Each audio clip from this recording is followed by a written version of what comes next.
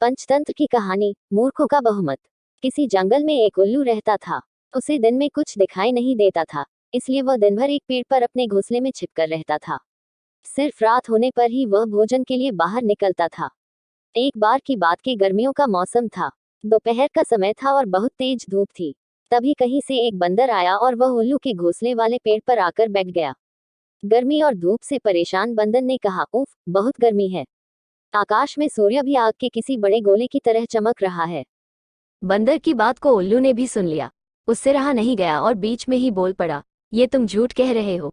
सूर्य नहीं, बल्कि अगर चंद्रमा के चमकने की बात कहते तो मैं इसे सच मान लेता। बंदर बोला, भला दिन में चंद्रमा कैसे चमक सकता है? वो तो रात में चमकता है और ये दिन का समय है, तो दिन में सूर्य ही चमकेगा। यही कारण है कि सूर्य की तेज रोशनी की वजह से बहुत ज्यादा गर्मी हो रही है।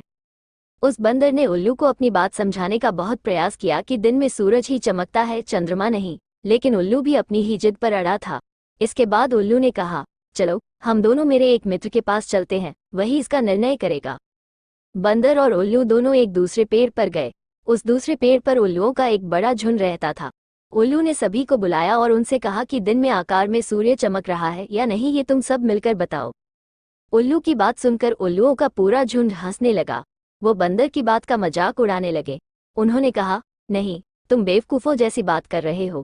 इस समय आकार में तो चंद्रमा ही चमक रहा है और आकाश में सूर्य के चमकने की झूठी बात बोलकर हमारी बस्ती में झूठ का प्रचार मत करो।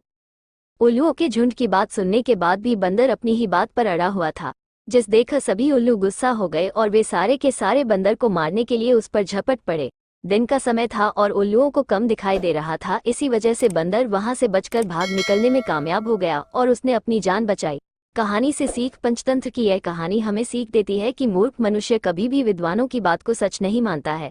ऐसे मूर्ख लोग अपने बहुमत से सत्य को भी असत्य साबित कर सकते हैं।